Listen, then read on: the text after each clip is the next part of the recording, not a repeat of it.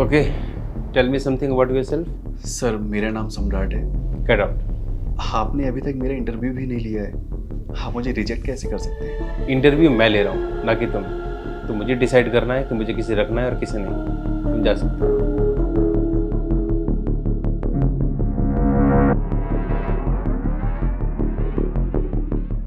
Okay, tell me something about yourself. Sir मेरा नाम नेहा है और मैं। ओके, तुम जा सकती हो और बाहर से किसी दूसरे कैंडिडेट को भेज दो। क्यों सर, मुझसे कोई गलती हो गई है क्या? आप मुझे ऐसे जाने को क्यों कह रहे हो? अभी तो आपने मेरा पूरा इंटरव्यू भी नहीं लिया। एक्चुअली जो मुझे चाहिए ना, वो तुम में है नहीं। ऐसे कैसे नहीं है? आप मेरा इंटरव्यू तो लो, हो सकता है मैं खुद को सही प्रूफ कर दूं। ठीक है, तो एक मौका दे देते हैं तुमको। तो बताओ, ये जॉब तुम्हें क्यों चाहिए? Why this job is important to you?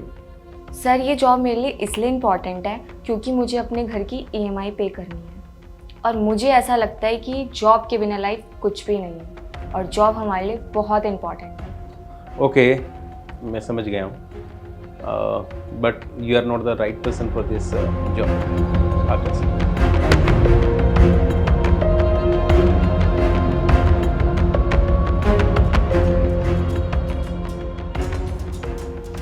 तो अपने बारे में बताओ कुछ। सर मेरे बारे में तो इस रिज्यूम में सब कुछ लिखा हुआ है। अगर आप इसके अलावा कुछ जानना चाहते हैं तो पूछिए। इंटरेस्टिंग। वैसे तुम्हारे रिज्यूमे में लिखा है कि तुमने जिस लास्ट कंपनी में काम किया था वहाँ तुमने 1 हफ्ते काम करके नौकरी छोड़ दी। क्या मैं जान सकता हूँ कि क्यों?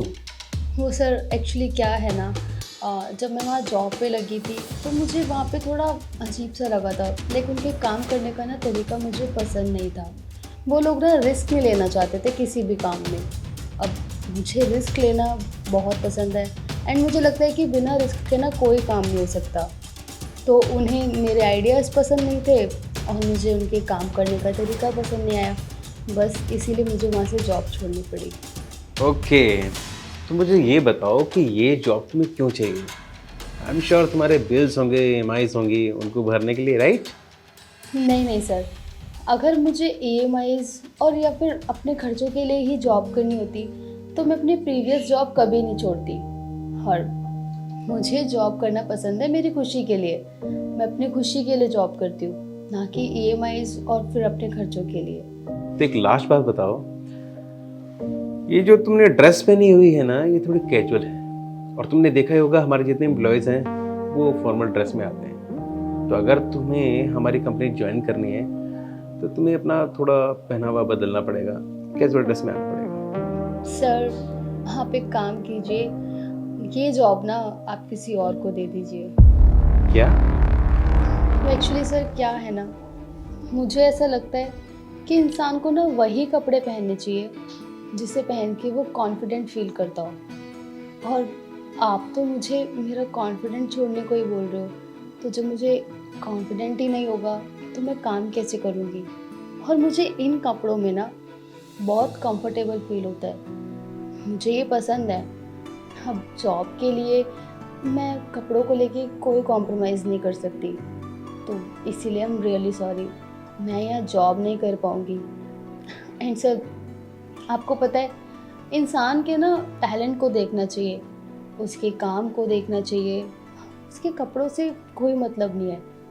अगर वो कपड़े अच्छे पहन रहा है और उसके अंदर कुछ भी नहीं है, टैलेंट नहीं है, काम नहीं कर पा रहा है, तो कोई फ़ायदा नहीं है। आप अपना कॉन्फिडेंट रखो, कंफर्टेबल रहो, वहाँ बेटर है। तो सॉरी, मैं कॉम्प्रोमाइज़ कपड़ों को लेके नहीं कर पाऊँगी। Interesting, I like it, in fact I loved it. मुझे ना तुमसे मिलकर बहुत अच्छा लगा।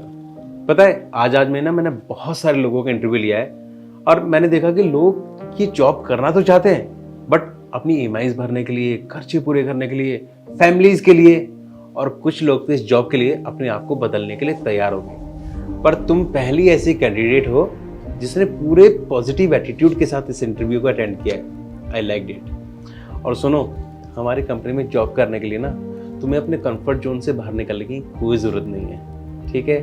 यहाँ पर तुम जैसे चाहो वैसे काम कर सकती हो और तुम्हें इस कंपनी में काम करने के लिए ना अपने कंफर्ट जोन से बाहर निकलने की कोई ज़रूरत नहीं है। ये जॉब तुम ही मिलेगी। और हाँ, कल मॉर्निंग तक तुम्हारे मेल पर तुम्हारा ऑफर लेटर आ जाएगा। Okay sir, thank you so much. Congratulations.